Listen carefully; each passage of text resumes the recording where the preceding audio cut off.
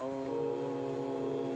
पूर्णमदः पूर्णमिदं पूर्णात् पूर्णमुदच्यते पूर्णस्य पूर्णमादाय पूर्णमेवावशिष्यते।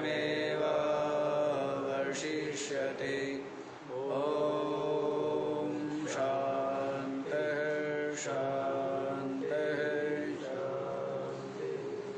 ॐ सहना भवतु सहनौ भुनक्तु सह वीर्यं करवावहै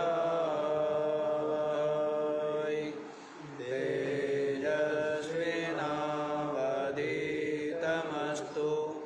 मा विद्विषावहै। ॐ शान्तिः शान्तिः शान्तिः।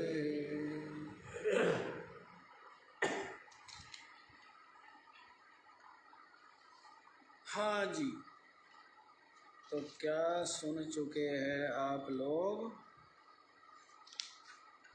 कौन धन्य सन्यासी, कौन मान्य? जो पंडित है साधु, वही माननीय है। कहा सेव्य यो दाता, जो देने वाला है। अभय देने वाला जो दाता है वही क्या है? वही सेव्य है। और भाग्य क्या है देहधारियों के लिए? तो आरोग्य, आरोग्यता, यही भाग्य है। और किसको पाप नहीं है? तो जपतः, जो जप करने वाला। क्या करने वाला है? जो निरंतर जिसका चित्त जप करता है तो उसको पाप का स्पर्श नहीं होता है, क्योंकि चित्त में अन्य विचार के आने की अवसर नहीं है। अवसर नहीं है ना, क्योंकि चित्त किस में लगा हुआ है? जप में लगा हुआ है, चिंतन में लगा हुआ है। तो उसके लिए कहते हैं उसको पाप नहीं है। और कहा पूर्ण, पूर्ण कौन है जी? पूर्ण कौन है? प्रज्ञावान स्यात्। जो क्या है? प्रज्ञावान, जो ज्ञान संपन्न है, जिसको पूर्ण का बोध है, वही पूर्ण है। वही क्या है? वही पूर्ण है। अर्थात विवेक विज्ञान से जो संतुष्ट है। गीता जी में जिसके लिए कहा है ज्ञान विज्ञान तृप्तात्मा, ज्ञान और विज्ञान से जिसका अंतःकरण तृप्त है। अर्थात ज्ञान भी है और ज्ञान के साथ साथ विज्ञान माने अनुभव भी। ज्ञान के साथ साथ क्या है? जिसको स्वरूप का अनुभव भी है, अनुभूति भी। तो वही पूर्ण है। और जो जीव भाव में है वो अपूर्ण है। जो ब्रह्म भाव में है वह क्या है? यो वै भूमा तत्सुखम। नारद जी गए ना, सनकादियों के पास में नारद जी गए और क्या कहने लगे कि मैं बहुत दुखी हूँ। क्या बोले? मैं बहुत दुखी हूँ। तो सनकादियों ने पूछा आप दुखी क्यों हैं? आपने क्या जाना? उन्होंने सुना हुआ था तरति शोकम आत्मवित्। जो आत्मवेत्ता होता है वो शोक से तर जाता है। शोक मोह दुख उसके पास नहीं आते, उसका स्पर्श नहीं करते। शोक का जो समुद्र है ना, उसको वो तर जाता है। ऐसा नारद जी ने सुना।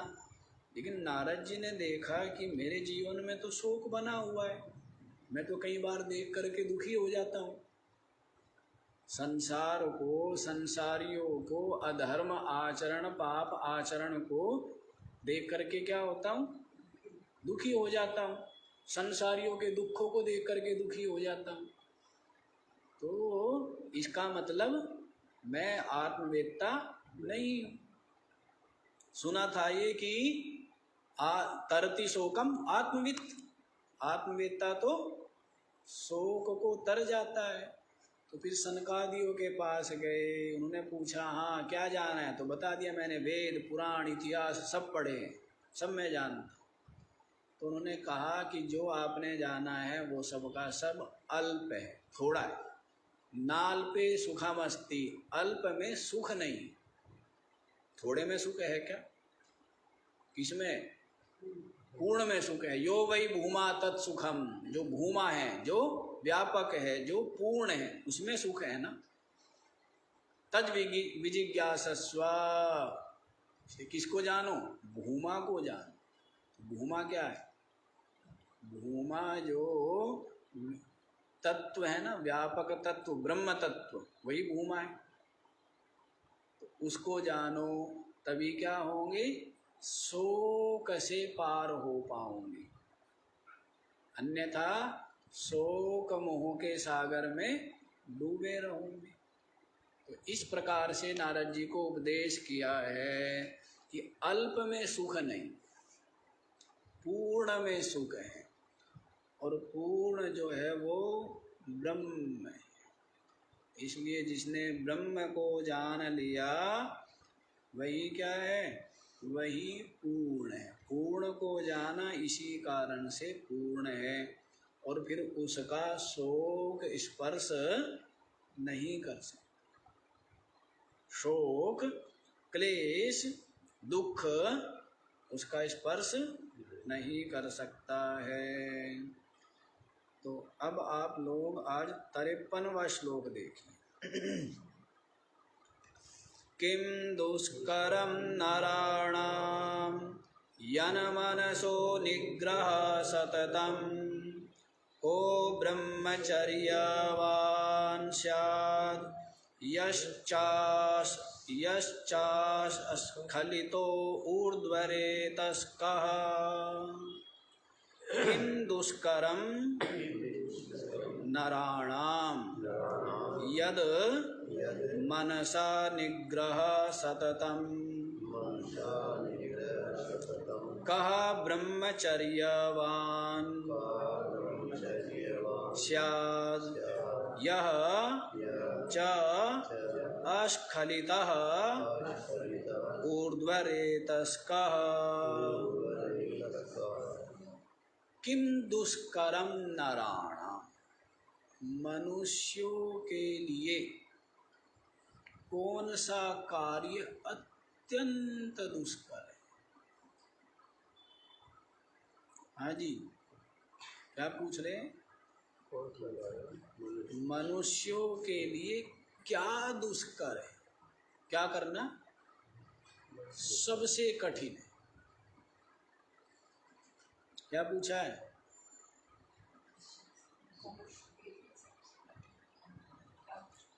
क्या करना कठिन है?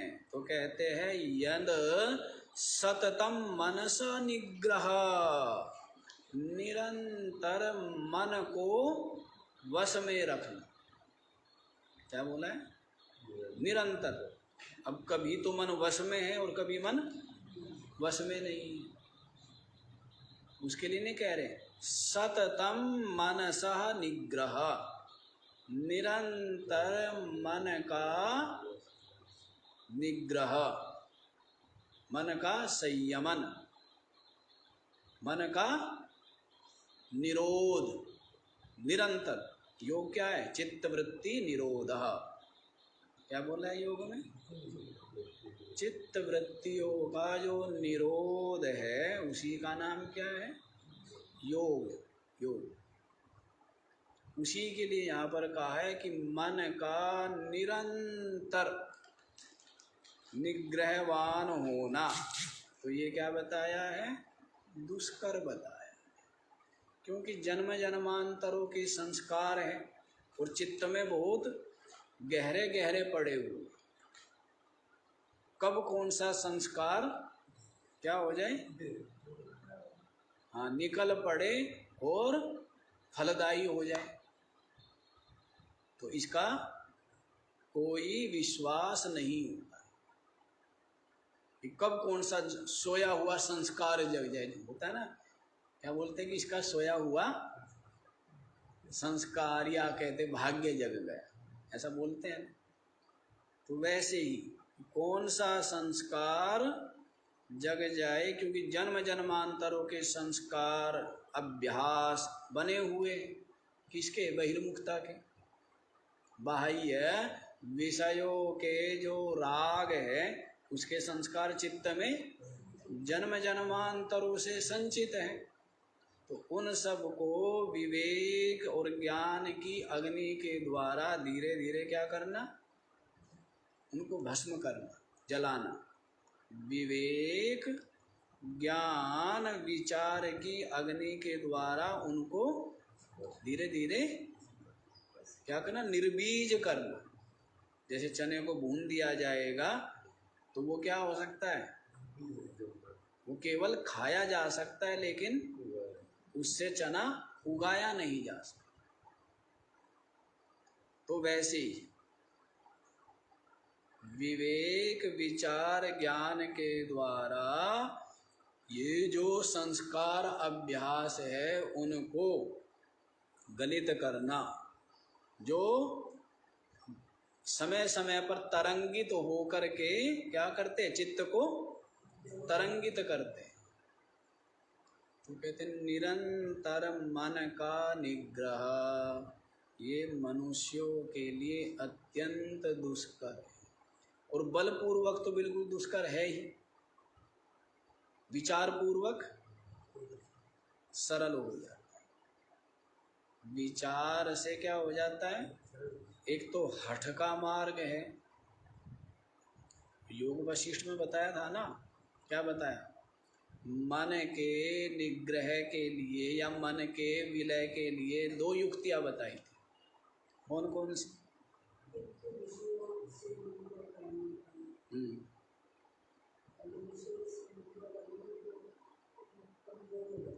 दो युक्ति बताई थी।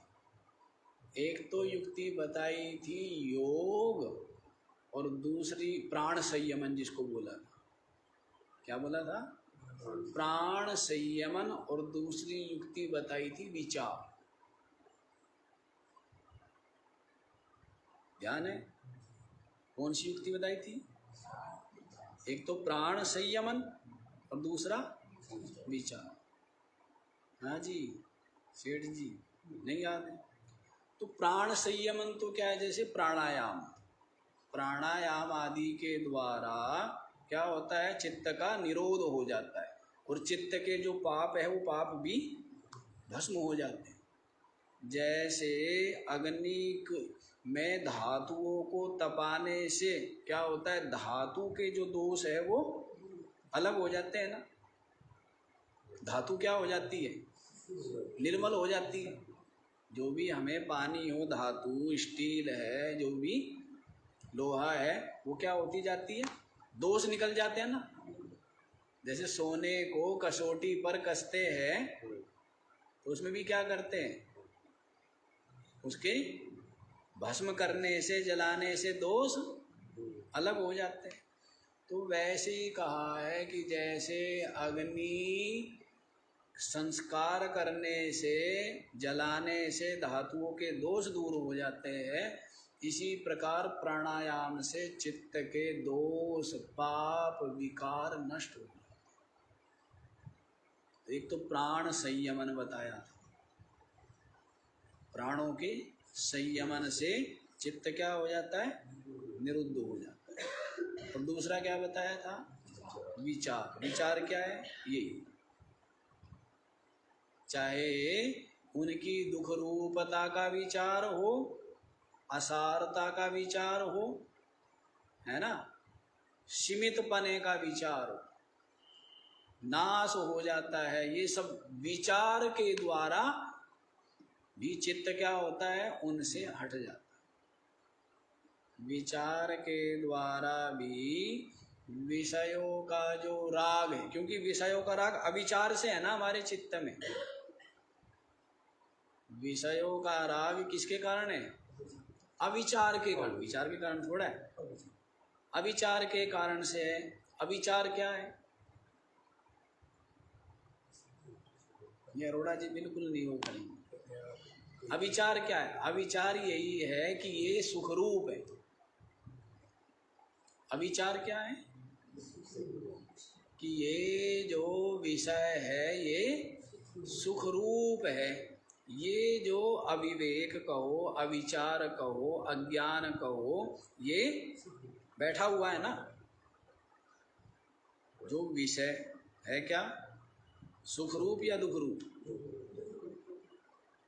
समस्त विषय है दुखरूप। और मानता क्या है? मान्यता क्या है? बुद्धि में क्या मान्यता है?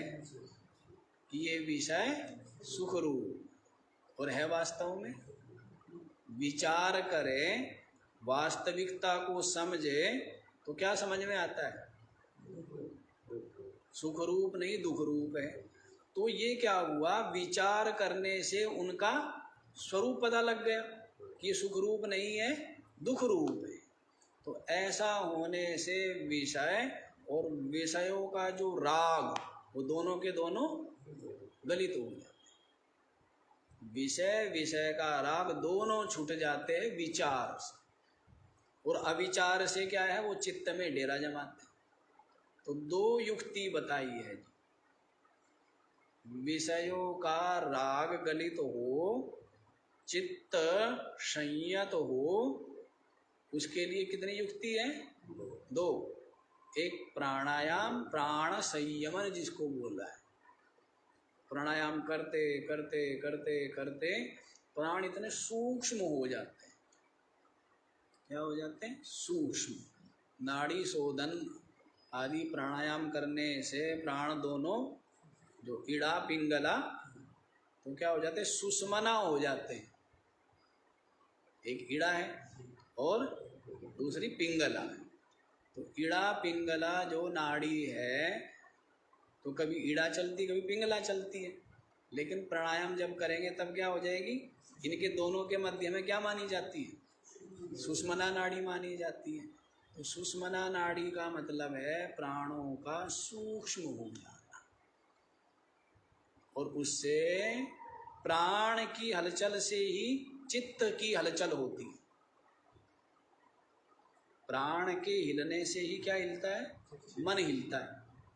जब प्राण निरुद्ध हो तब मन हिलता है क्या? तो मन नहीं हिलता है। प्राण से मन का प्राण बंधनम ही सौम्य मनः, ऐसे करके आया छांदोग्य उपनिषद में। ये जो मन है ये क्या है? ये प्राणों के द्वारा ही क्या होता है? बंधन में आ जाता है। प्राणों से ही तो बंधा हुआ है ना। प्राण चंचल तो मन चंचल। इसलिए आपने देखा होगा कहीं जो वात प्रधान होते हैं ना, जिनका शरीर बहुत चंचल होता है, बोलने में भी बहुत जल्दबाजी, बहुत अधीरता होती, बैठ नहीं सकते, हर समय मन बेचैन अशांत। वात प्रधान जो, पित्त प्रधान जो है वो थोड़े क्रोधी होते हैं। और जो कफ प्रधान है वो थोड़े शांत होते हैं लेकिन रोगी होते हैं। स्वस्थ तो वैसे पित्त प्रधान रहता है, पर पित्त प्रधान जो है देखो प्रभाव पड़ता है शरीर का। और जो खाया पिया भोजन है उसका चित्त पर, मस्तिष्क पर सीधा प्रभाव पड़ता है, नहीं पड़ता है? सीधा प्रभाव पड़ता है। वात प्रधान हमने देखी इतने चंचल, बैठ ही नहीं सकते, शांति से बैठेंगे तो भी हिलते ही रहेंगे, तो भी चंचल रहेगा। जब शरीर उतना चंचल है तो मन कितना चंचल होगा? बहुत चंचल होगा। तो प्राणों से बंधा हुआ है मन। जिसके प्राण संयमित है तो मन क्या है उसका? मन अपने आप शांत रहता है। और जितने प्राण विषम रहते हैं उतना ही मन भी उसका कभी शांत और कभी चंचल ऐसा बना है। तो एक प्राण संयमन होगी युक्ति और दूसरी विचार है। ये विचार का मार्ग, योग का मार्ग प्राण संयमन का मार्ग है और ज्ञान का मार्ग विचार का मार्ग है। इन दोनों के द्वारा ही मन में जो विषय और विषयों का राग है वो गलित हो जाता है और चित्त शांत, और शांत होकर के धीरे धीरे धीरे धीरे विलय होता है। समझ आया? हाँ, तो देखो क्या बताया है, दुष्कर बताया।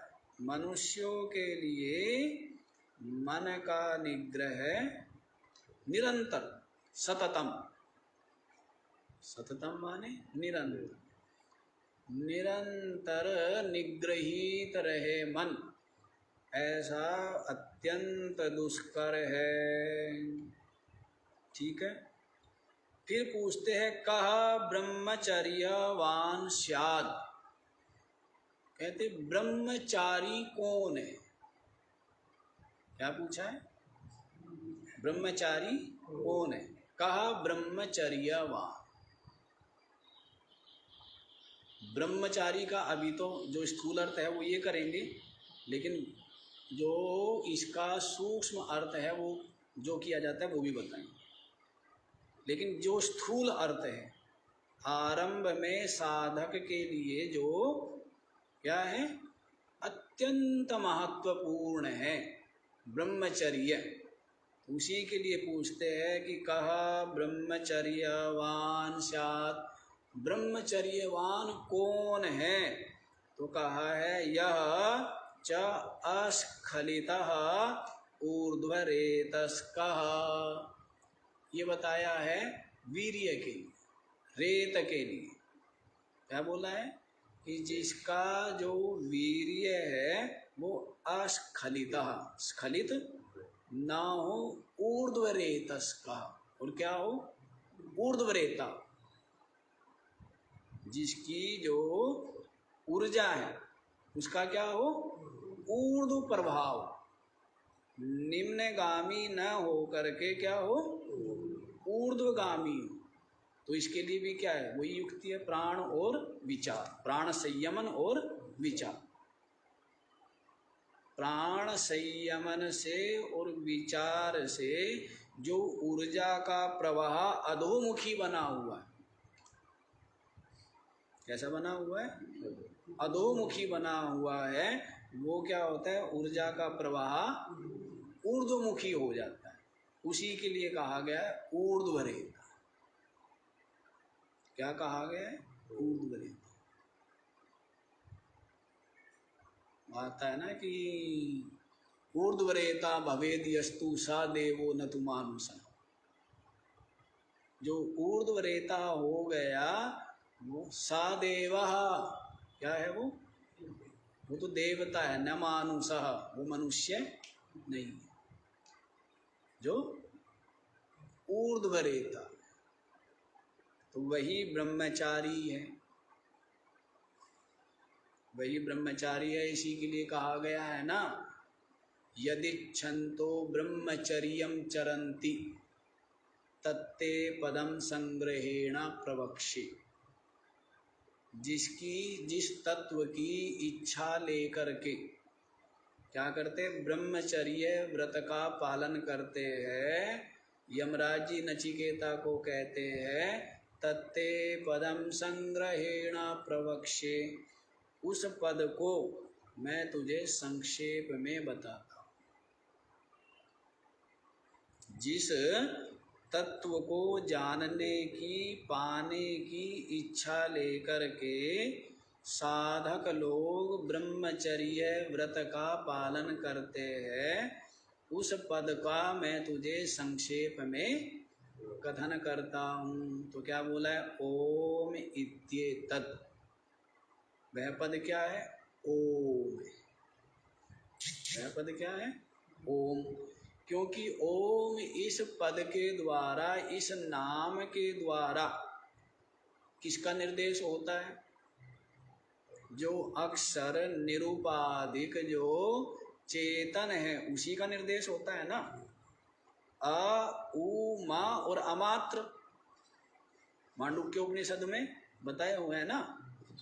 4 पाद और 4 आत्मा, वो 4 पाद और 4 मात्रा। आत्मा के 4 पाद बताए और ओंकार की 4 मात्रा बताई। 3 मात्रा तो जानते हैं ना लोग, 3 मात्रा जानते हैं ओम की, अ, उ और मा। इन तीनों से मिलकर के क्या बनता है? ओम। लेकिन चौथी भी है, चौथी क्या है? अमात्र। अमात्र माने मात्रा रहित, जो केवल क्या करे? निर्देश करे। तो तीनों की तीनों जो मात्रा है तो मृत्युमत्या, ऐसा मुंडक उपनिषद में आया है शायद तीसरो मात्रा मृत्युमत्या। तीनों की तीनों मात्राएं तो मृत्यु में ही, अर्थात संसार में ही है। 3 जो मात्रा है ओम, जैसे ओम का उच्चारण करते हैं तो खाली ओम का उच्चारण करेंगे तो वो अपर ब्रह्म हुआ, पर ब्रह्म नहीं हुआ। पर ब्रह्म क्या होगा? जब ओम इसके द्वारा जो निर्देश किया है, किसका निर्देश किया है? निरुपाधिक जो चेतन तत्व है, ब्रह्म तत्व है, उसका।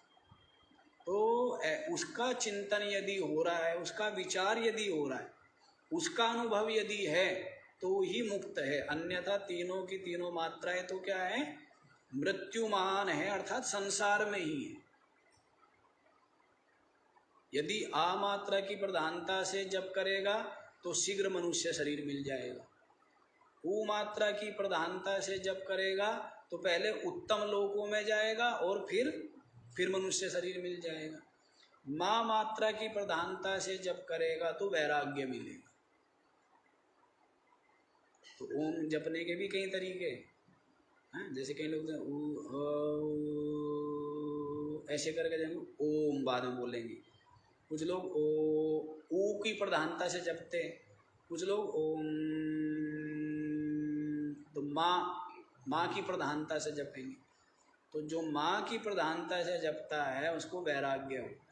इसलिए कहा जाता है कि अकेले ओंकार का जप गृहस्थ को नहीं करना चाहिए, क्योंकि उससे क्या होगा? वैराग्य होगा, अर्थात घर का सत्यानाश होगा। क्या होगा? हाँ, वैराग्य होगा ना, वैराग्य होगा और सांसारिक समृद्धि नहीं मिलेगी। इसलिए बोलते हैं ना कि खाली ओम का जप, कुछ जगह कहते हुए बोलते हैं कि बल्कि ओम का जप करना ही नहीं चाहिए। हाँ? कहते जैसे ये भी हो ना कि कोई भी मंत्र हो तो खाली ओम के बिना जपो। जैसे कहते ओम नमः शिवाय, तो कहते हैं कि ओम को मत जपो, क्या जपो? नमः शिवाय। ऐसा तो अलग अलग ऐसा भी विचार है। कहते गृहस्थ के लिए ओम जपने के लिए कहा है कि सन्यासी को ओंकार का कम से कम 12,000 मंत्र नित्य प्रति जपने चाहिए सन्यासी। उसमें भेद हो जाएगा किस सन्यासी को? जो विविधसु सन्यासी। किस सन्यासी को? जो साधक है, जिसके लिए अपनी आत्मरूप हो गया है, उसके लिए नहीं है ये सब विधान। क्योंकि वो तो निरंतर ही वही जप है, निरंतर वही ध्यान है, निरंतर वही अनुभव है, उसके लिए नहीं है। तो कहते हैं निरंतर सन्यासी को क्या जपना चाहिए? 12,000 ओंकार जप करना चाहिए। और गृहस्थ के लिए निषेध है कि गृहस्थ को खाली जो भी मंत्र है वो मंत्र बोलना चाहिए, ओम नहीं। क्योंकि ओम बोलने से क्या होगा? घर में खटपट होगी और समृद्धि नहीं होगी, वैराग्य बढ़ेगा। वैराग्य होने के लिए क्या हो? घर का सत्यानाश होना जरूरी है, नहीं है? क्यों जी? वैराग्य होने के लिए घर में खटपट गड़बड़ होनी जरूरी होती है ना। तो बता तो दिया अब आपको, आता है नहीं आता वो आप जानो। हाँ तो बता तो दिया, तो वो सब बिना उसके जपो। हाँ तो वो तो वैसे भी अलग उसके लिए होता है, गायत्री मंत्र उसकी तो अलग ही दीक्षा होती है। हाँ तो ये, हाँ तो बस यही है जो बात है, जो वास्तविक बात है वो ये। अब बाकी क्या क्या होता है वो एक अलग बात है। और अकेला ओम तो जपना ही नहीं चाहिए, ठीक है। मंत्र के साथ तो दो बताया ना मैंने, दो तरीके। कुछ तो कहते हैं कि मंत्र के साथ जप सकते हैं, कुछ कहते हैं मंत्र के साथ भी नहीं जपना है, और खाली ओम तो जपना ही नहीं है। किनको? हाँ, जो क्या चाहते हैं, संसार को, घर गृहस्थ को, ये चाहते हैं। हाँ तो ये सन्यासी के लिए। तो ओम हम बता रहे थे कि ओम की तीनों मात्राएं क्या करती है, संसार को देने वाली। जो चौथी मात्रा है अमात्र, उसके द्वारा ही निराकार निरुपाधिक व्यापक जो ब्रह्म है उसका निर्देश होता है, बोध होता है। इसलिए कह दिया जाता है कि भाई ओम जो है परमात्मा का नाम है, और वास्तव में उसका कोई नाम, सब नाम उसके हैं और उसका कोई नाम है वास्तव में। यदि नाम हो गया तो वाणी से कहा जाने लगा। अब वाणी से कहा गया वो इंद्रियों का विषय हो गया, और जो इंद्रियों का विषय हो गया वो क्या हो जाता है, सीमित हो जाता है, दृश्य हो जाता है, नाशवान। इसलिए परमात्मा का कोई नाम, और वास्तव में सब नाम किसके हैं, सब परमात्मा की। क्योंकि परमात्मा का क्या कर रहे हैं, निर्देश करते हैं। किसका निर्देश हो रहा है, परमात्मा का निर्देश हो रहा है, इस तरह से। अच्छा जी, हाँ बात तो यहाँ पर चल रही है ब्रह्मचर्य की। यहाँ बोला था कि जिसकी इच्छा लेकर के ब्रह्मचारी ब्रह्मचर्य व्रत का पालन करते हैं, तो उसी को पूछा है कि कहा ब्रह्मचर्यवान स्यात्। ब्रह्मचर्यवान कौन है, आस्खलितः ऊर्ध्वरेतस्कः, जिसका जो रेत है वो स्खलित ना हुआ हो, और जो ऊर्ध्वरेत, जिसकी ऊर्जा का प्रवाह निम्नगामी ना हो करके क्या है, ऊर्ध्वगामी। समझ आ गया? तो वह क्या है, वह ब्रह्मचारी है। अब आप लोग आगे वाला श्लोक देख लीजिए, 54। काच परदेवतोक्तः चित्शक्ति को जगद्भर्ता, सूर्यः सर्वेषां को जीवन हेतु सपर्जन्यः। काच परदेवता उक्तः चित्शक्ति कः जगद्भर्ता, सूर्यः सर्वेषां कः जीवन हेतु स पर्जन्यः। काच परदेवता उक्ता, देवता जानते हैं ना, परदेवता। एक तो क्या होते हैं, देवता होते हैं। देवता कौन, अनेकों देवता हैं। ब्रह्मा विष्णु शिव इंद्र आदि क्या है, अनेकों देवता, विविध देवता। 33 कोटि तो मानी जाती है देवताओं। कितने देवता माने गए हैं, उपासना के लिए 33 देवता माने गए। इतने, वैसे तो 33 करोड़ बोल देते हैं आप लोग, पर 33 करोड़ का मतलब 33 करोड़ नहीं है, 33 कोटि है। 33 जो है उनके, हाँ श्रेणी है, प्रकार है। 33 प्रकार के देवता। उनको गिना जाता है। मुख्य रूप से जो उपासना के योग्य है तो वो 33 देवताओं को स्वीकार किया गया है। तो 33 कोटि, उनमें भी किनको ग्रहण किया गया किनको नहीं ग्रहण किया गया वो अलग विचार है, वो अलग विचार है। और उनको ही ग्रहण क्यों किया गया है, अन्यों को क्यों नहीं लिया गया, वो भी अलग विचार है। तो वो तो उपासना के प्रसंग में या कर्मकांड के प्रसंग में आप लोग जाने, ठीक है। तो यहाँ पर पूछ रहे पर देवता कौन है। चिद शक्ति जो अपना चेतन तत्व है वही क्या है, वही परदेव। दो ब्रह्म बताए ना, पर ब्रह्म और अपर ब्रह्म। अपर ब्रह्म तो सब कुछ अपर ब्रह्म में आ जाता है, इसमें आता है। जितने भी देवता है, भगवान है, पूज्य है, सबके सब किसमें आ जाते हैं, अपर ब्रह्म में आ जाते हैं। हिरण्यगर्भ, ब्रह्मा, विष्णु आदि सब अपर ब्रह्म। और पर ब्रह्म क्या है, जो निरुपाधिक है, जो निर्विशेष है, जो व्यापक है, जो सबकी आत्मा है, वह क्या है, पर ब्रह्म। समझ आया, पर ब्रह्म और अपर ब्रह्म।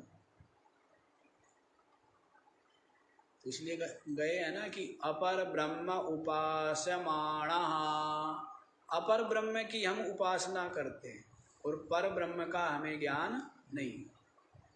जितनी आप उपासना करते हो, किसकी उपासना करते हैं, अपर ब्रह्म की उपासना करते हैं। और पर ब्रह्म तो अपनी आत्मा, निर्विशेष जो ब्रह्म है वो है पर ब्रह्म। इसलिए जो बोलते हैं ना निर्गुण निराकार जो परमात्मा है वो तो है पर ब्रह्म, और जो सगुण निराकार है या सगुण साकार है वो सब अपर ब्रह्म में आते हैं। हाँ जी, समझ आ गया, वो किस में आते हैं, सब अपर ब्रह्म में आते हैं।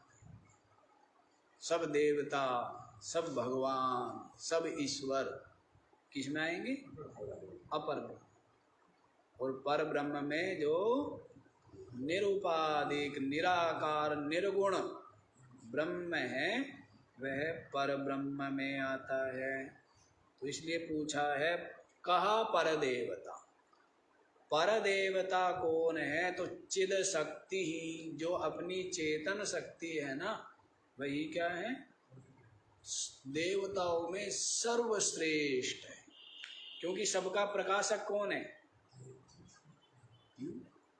सर्वसाक्षी है ना। तमेव भान्तम अनुभाति सर्वम, तम एव भान्तम, उसके ही प्रकाशित होने के पश्चात अनुभाति सर्वम, सबके सब प्रकाशित होते। तस्य भासः सर्वम इदम विभाति, और उस चेतन के प्रकाश से ही सब कुछ क्या है, सब कुछ प्रकाशित। हाँ जी, इसके प्रकाश से, चेतन से ही है ना, चेतन से ही सब कुछ। मन बुद्धि किससे प्रकाशित है, इंद्रिया किससे प्रकाशित है, जितना भी दृश्य है, ईश्वर है, वो सब किससे प्रकाशित है, चेतन से प्रकाशित है ना। किससे प्रकाशित है, चेतन से प्रकाशित। सबका प्रकाशक कौन हुआ, चेतन हुआ। तो देवता होना, देवता किसको कहा है, द्योतनाद देवः, जो क्या करे, अन्यों को प्रकाशित करे, वो क्या है, देव है। तो कौन हुआ, देवताओं में पर देवता, श्रेष्ठ देवता कौन है, चेतन है ना। हाँ, तो इसीलिए जो चेतन है वही पर ब्रह्म है, वही पर देवता है। कहा जगत भरता, जगत का पालन करने वाला कौन है जी,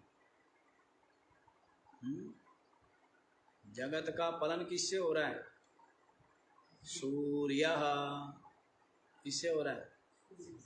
जगत और ये जो हमारा शरीर आदि है, इनका पालन किससे हो रहा है? सूर्य से हो रहा है ना।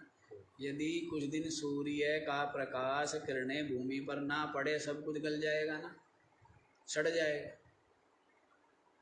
सबका सब दुर्गंध आने लग जाएगी। नहीं, सूर्य के प्रकाश से क्या हो रहे हैं? और ताप से सब कुछ, जो भी इसकी गंदगी है पृथ्वी की, सारी गंदगी को क्या करता है? वो सोख लेता है ना, शोषित कर लेता है। यदि प्रकाश नहीं होगा तो क्या हो जाएगा? सब कुछ सड़ जाएगा। इसलिए जगत का पालन किससे हो रहा है? जगत भरता, जगत का भरण करने वाला, पालन करने वाला सूर्य। इसलिए कहा है कि सूर्य की उपासना करनी चाहिए जो आरोग्य चाहता है। जो आरोग्य चाहता है तो उपासना करे। उपासना करने का मतलब क्या है? सूर्य के प्रकाश में बैठेगा तो क्या होगा?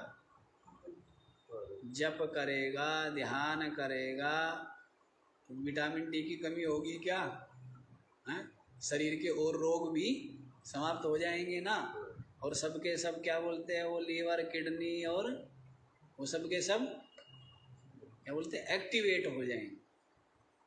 हैं? रीजनोवेट क्या बोलते हैं? रीजनोवेट, हाँ, एक्टिव हो जाएंगे सबके सब सूर्य के प्रकाश में।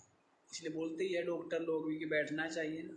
और दूसरा, सूर्य को जल देते हैं। जल देने से क्या होता है? जैसे जल यूँ देते, पहले भी हमने बताया था, तो जल देने से सूर्य, पानी के अंदर से सूर्य की किरणों को देखने से जो नेत्र के रोग हैं, अंधा कहते हैं, अंधे व्यक्ति को भी दिखने लग जाए। अंधा मतलब जिसकी ज्योति धीरे धीरे चली गई, उनके लिए भी ये उपचार है कि निरंतर जल गिर रहा हो और उसके अंदर से सूर्य की किरणों को देखे। लेकिन जल निरंतर गिरना चाहिए, नंगी आंखों डायरेक्ट नहीं देखना कभी भी सूर्य को। सूर्य को सीधा देखेंगे तो क्या करेगा? हानि करेगा।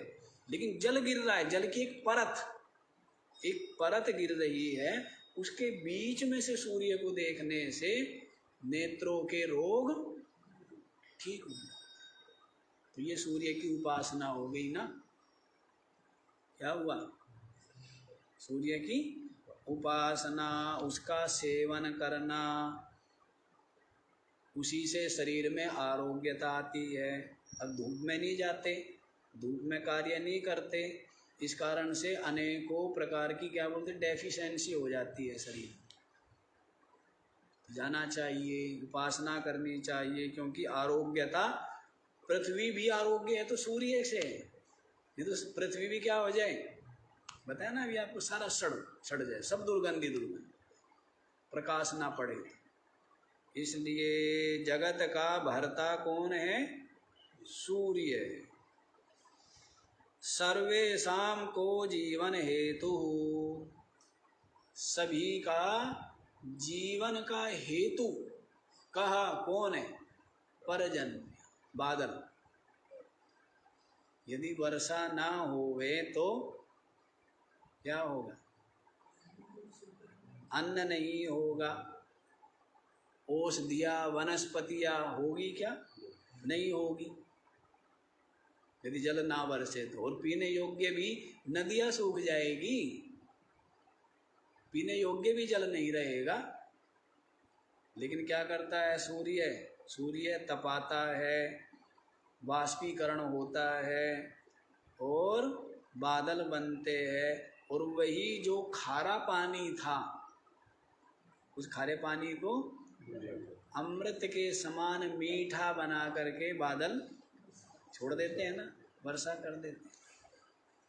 इसलिए जीवन का हेतु पर्जन्य। और क्या बताया है? जगत का भरता सूर्य है। समझ आ गया? बादल है सूर्य, उसका जीवन का हेतु। इसके लिए क्या किए जाते थे? यज्ञ आदि। यज्ञ आदि करने से सारी दुर्गंधी दूर हो जाए, कीटाणु विषाणु सबके सब भस्म हो जाए। सुगंधी ही सुगंधी का क्या होगा? फैलाव होगा, और उतनी अधिक क्या होगी? वर्षा होगी। उतनी अधिक क्या होगी? ये तो चक्र है ना। क्या है ये? चक्र।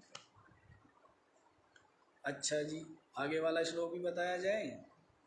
आगे वाला भी देख लीजिए। कः शूरो यो भीतत्राता त्राता च कः स गुरुः को हि जगद्गुरुरुक्तः शम्भुः ज्ञानं कुतः शिवादेवः। यही है ना 55। कः शूरः यः भीतत्राता त्राता च कः सः गुरुः का हि जगद्गुरुः उक्तः शम्भो ज्ञानं कुतः शिवादेव। कः शूरः, सूरवीर कौन है? क्या पूछा है?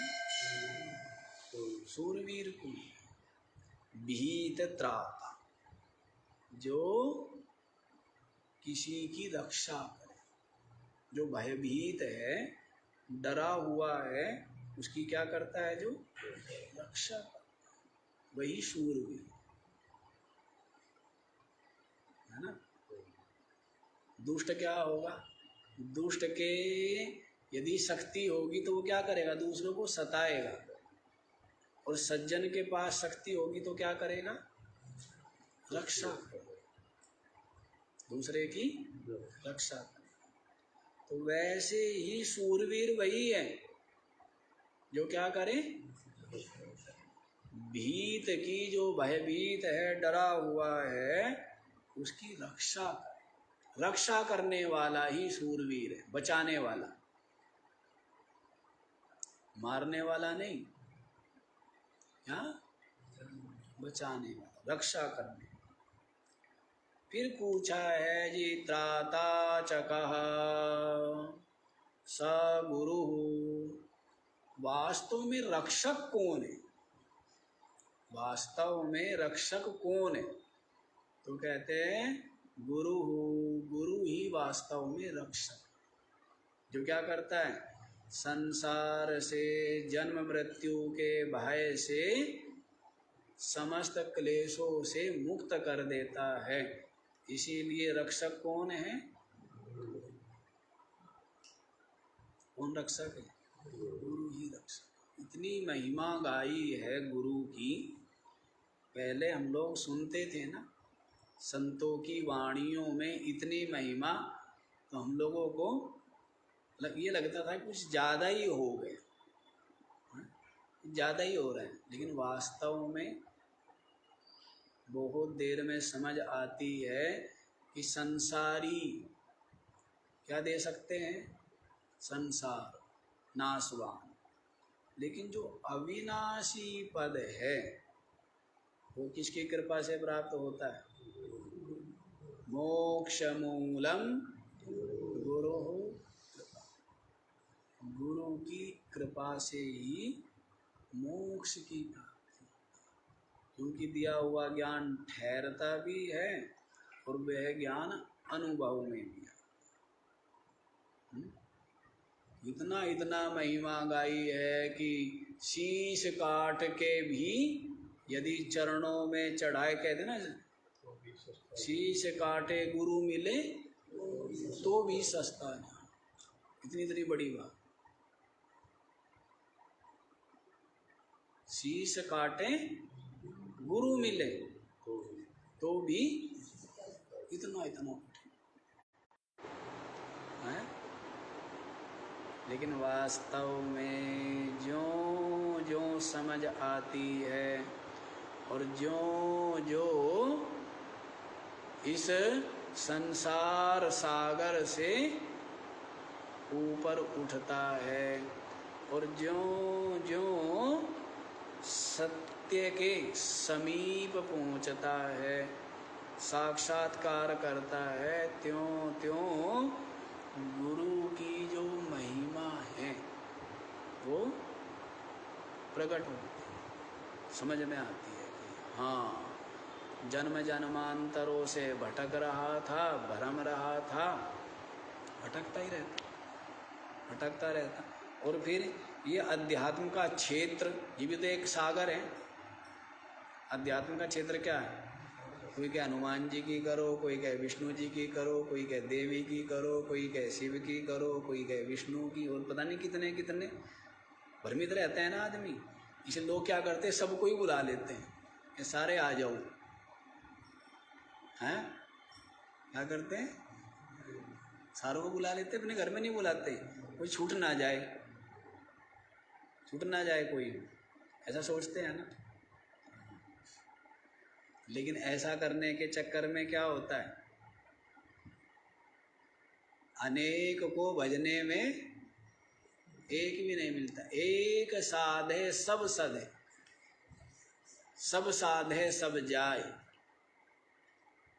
फिर आगे क्या है? हाँ, जो कोई सींचे मूल को, फूले फले। और मूल को पकड़ना चाहिए, जड़, इसको पकड़ना है, जड़ को पकड़ना है। अनेक के चक्कर में तो ये चीज को भी तो कौन जोड़ेगा? अध्यात्म में क्या करना है, ऐसी मनमानी ढंग से करता रहेगा तो भटकता रहेगा ना। ऐसे ही कभी गंगा दास, कभी यमुना दास, हैं ऐसे। तो ये गुरु ही कृपा करके सत्य के साथ में जोड़ दे। इसीलिए कहा है त्राता चकः, वास्तव में रक्षक कौन है? तो कहते गुरु ही रक्षक है, जो जन्म मरण के बंधन से मुक्त कर दे। जो देह के पिंजड़े में कैद है ना, बारंबार क्या होना पड़ता है? इस जीव को देह के पिंजड़े में कैद होना पड़ता है। अभी देह का जो पिंजड़ा है, अब इस पिंजड़े को क्या क्या करना पड़ता है, हैं? इस पिंजड़े को रखते रखते, संभालते संभालते भी, और पूरा दिन बीत जाता है, पूरा समय इसमें पिंजड़े के सब कुछ किसके लिए? मकान किसके लिए चाहिए? वस्त्र किसके लिए चाहिए? भोजन किसके लिए चाहिए? हैं? दूसरा किसके लिए चाहिए? समाज किसके लिए चाहिए? किसके लिए? इस शरीर के पिंजड़े के लिए ना। तो शरीर के पिंजड़े में कैद हो गया, जैसे पिंजड़े में कैद हो जाता है पक्षी, जाल में फंस जाता, तो वैसे पिंजड़े में कैद है, जन्म मृत्यु के पिंजड़े में कैद है, विविध जो संस्कार और वासना है उसके पिंजड़े में कैद है ये जीव। तो कैसे इसको मुक्ति मिले? तो इस भय से, इस बंधन से जो छुड़ाता है वही वास्तव में रक्षक है। और वह कौन है? वह गुरु है। क्या बताया? गुरु। फिर पूछते जी, का ही जगत गुरु उक्ता, जगत गुरु किसको कहा गया है? जो जगत का गुरु है। तो कहते शंभु, शंभु को क्या कहा गया है? जगत का गुरु का, ज्ञान प्रदाता। शंभु से मतलब क्या है यहाँ पर? ज्ञान प्रदाता। आया है ना रामचरितमानस में, शुरू में क्या कहा है? वंदे बोधमयं नित्यं गुरुं शंकररूपिणं यमाश्रितो हि वक्रोऽपि चंद्रः सर्वत्र वन्द्य। क्या बोला है जी? बोधमयं नित्यं गुरुं शंकर रूपिणम, शंकर स्वरूप जो ज्ञानमय गुरु है उनको तुलसीदास जी कहते हैं मैं नमस्कार करता हूँ। जो कैसे है? शंकर के समान है, शंकर रूप है। कैसे? तो बताए यमाश्रितो हि वक्रोऽपि चंद्रः सर्वत्र वन्द्यते। टेढ़ा चंद्रमा भी जिनका आश्रय लेकर के क्या हो जाता है? सर्वत्र वन्द्यते, सब जगह पूजा होती है। किसकी? चंद्रमा की पूजा होती है ना, टेढ़े चंद्रमा की। देखो भाई चांद आ गया, क्या आ गया? क्या दूज का चांद है? क्या होता है? टेढ़ा है ना, लेकिन सब लोग उसकी क्या करते हैं? प्रतीक्षा करते हैं। और चौथ की प्रतीक्षा करते हैं। क्या करते? करवा चौथ, चतुर्थी। चतुर्थी हाँ, तो चंद्रमा की करते हैं ना, तो टेढ़ा है चंद्रमा। कैसा? लेकिन टेढ़ा होते, वक्र होते हुए भी किसने धारण कर लिया? शंकर जी ने। कौन सा चंद्रमा धारण किया हुआ है? हाँ जी, दूज के चांद को धारण किया हुआ है ना शंकर जी ने। कौन सा चंद्रमा है? हाँ, तो कहते हैं टेढ़ा होते हुए, क्षीण होते हुए, लेकिन किसने धारण कर लिया? इस कारण से वो क्या हो जाता है? पूजित हो जाता है। तो वैसे ही कह रहे हैं कि जिसको गुरु ने स्वीकार कर लिया वो क्या हो जाता है? पूजित हो जाता है। बोधमया गुरु के द्वारा स्वीकृत होने पर ऐसा जो जिज्ञासु है वह भी ज्ञान संपन्न हो जाता है। क्या होता है? ज्ञान संपन्न हो जाता है और वह भी अपने स्वरूप को जान लेता है, बोधमय हो जाता है। क्या बन जाता है? बोधमय हो जाता है। तो इसलिए कहा है कि जगत गुरु कौन? तो कहते हैं शंभु ज्ञान प्रदाता। अभी ये बताया ना, आरोग्यम भास्कराद इच्छेद ज्ञानम इच्छेद महेश्वरा। पहले बोला है हमने, आरोग्य किससे प्राप्त करें? भास्करा, सूर्य से। यदि आरोग्यता चाहिए तो किससे प्राप्त होगी? सूर्य से प्राप्त होगी। जैसे फलों में जो रस है, उस रस को कौन पकाता है? कौन पकाता है ना? पानी जो भर गया उसमें, उसको पकाता है सूर्य। और क्या हो जाता है? वो जो बहुत खट्टा था कुछ दिनों में किसने पकाया? तो वो लगाया क्या? मसाला लगाया, या कहीं उसमें पाल में दाबा उसको, या आग पे चढ़ा के भूना? किसने किया है उसको? है ना, सूर्य पका। इसलिए आरोग्यता, सब में जो जो आरोग्यता है वो किससे है? सूर्य से। ज्ञानम इच्छेद महेश्वरात्। और यदि ज्ञान पाना चाहते हो तो किससे पाओ? कहते हैं शंकर जी से ज्ञान प्राप्त करो। अर्थात जो क्या है? ज्ञान प्रदाता है, गुरु है ना। शंकर जी क्या है? गुरु है, विद्या के गुरु है। कैसे गुरु है? पहले शंकर जी ने किसको दिया ये विद्या? पार्वती जी को सुनाई ना। और किसने सुन ली? सुखदेव जी ने सुन ली। विद्या किसको सुना रहे थे? पार्वती जी को अमर कथा। क्या सुना रहे थे? अमर कथा कौन सी है? हाँ जी, ये जो आत्मज्ञान है ना, यही अमर कथा है। कभी हमें समझ लेना कि अमर कथा कोई और है। आत्मज्ञान, ये जो ब्रह्म विद्या है, यही अमर कथा है, जो मोक्ष करने वाली है, अमर करने वाली, मुक्त करने वाली। तो ये ज्ञान सुना रहे थे किसको? पार्वती जी को। और वहाँ पर शुक के रूप में बैठे हुए थे ये, हैं? कहते जोड़ा बैठा हुआ था, ऐसा बोलते। एक पर कहते दृष्टि पड़ी, शायद वो भस्म हो गया, एक ही उड़ के भाग गया, ऐसा भी कुछ पता नहीं है, ऐसा पता नहीं है। पुराणों की कथाओं का क्या माई? सुखदेव जी हैं एक ही, हाँ।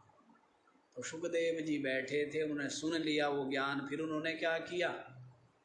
परीक्षित को दिया। तो कहने का भाव ये है, ज्ञान की जो परंपरा बोली जाती है ना, ज्ञान और वैराग्य की परंपरा। अब विष्णु जी क्या है? विष्णु जी तो गृहस्थी है। ब्रह्मा जी क्या है? वो भी गृहस्थी है। शंकर जी क्या है? वो क्या है? वो मस्तराम, वो सन्यासी। शंकर जी क्या है? वो शंकर जी की बारात आजकल चल रही ना, ये जितने भोले हैं बम बम, ये क्या है? शंकर जी की बारात है। टेढ़े मेढ़े हुड़दंग मचाना, यही काम है ना इनका। हुड़दंग, दंगा, लड़ाई झगड़े, ये कहते शंकर जी की। अब शंकर जी तो क्या है? जबकि विरक्त है, उपराम है, सन्यासी है ना। कैसे हैं? सन्यासी, उपराम है। तो ज्ञान परंपरा में गुरु माने जाते हैं शंकर। इसीलिए कह रहे हैं कि जगत गुरु कौन है? ज्ञान प्रदाता शंभु। आगे बोल भी दिया है, ज्ञानम कुतः शिवादेव। ज्ञान कहाँ से पाए जी? तो कहते हैं शिवाद एव, शंकर जी से ही ज्ञान प्राप्त करो। हैं? तो कह जी शंकर जी कहाँ मिलेंगे? कहाँ मिलेंगे? कैलाश पर। कहाँ मिलेंगे? कैलाश पर चले जाओ। तो कहते हैं फिर गुरु ही शंकर रूप है, जिसको गोस्वामी तुलसीदास जी ने कह दिया है। गुरु ही क्या है? शंकर रूप, शंकर स्वरूप है, जो ज्ञान देने वाले हैं। और इस ज्ञान को पा करके समस्त भय से, संसार से, बंधन से मुक्त। मरने के बाद नहीं, मरने के बाद और जीवित रहते, जिसको जीवन मुक्ति, शरीर रहते रहते मुक्त हो जाता है। तो इससे ज़्यादा सुखद और इससे ज़्यादा सुंदर और कोई बात हो सकती है क्या? है? इससे ज़्यादा सुखदायक कोई बात है क्या? कि जीवन में कोई भय नहीं रहा, कोई बंधन नहीं रहा, किसी भी प्रकार, क्योंकि अविनाशी को पा लिया है अपनी आत्म रूप से। वह तो ब्रह्म रूप हो गया, नित्य ही मुक्त है, सच्चिदानंद ब्रह्म हो गया है। तो फिर क्या बाकी रह गया? बाकी रहा? बाकी नहीं रहा है। तो आज इतना ही रख लीजिए। अब रोज प्रयास करेंगे कि कम से कम 3 श्लोक तो हो ही जाए, कैसे जैसे तैसे। तो आज इतना ही बाकी। ओम पूर्णमदः पूर्णमिदं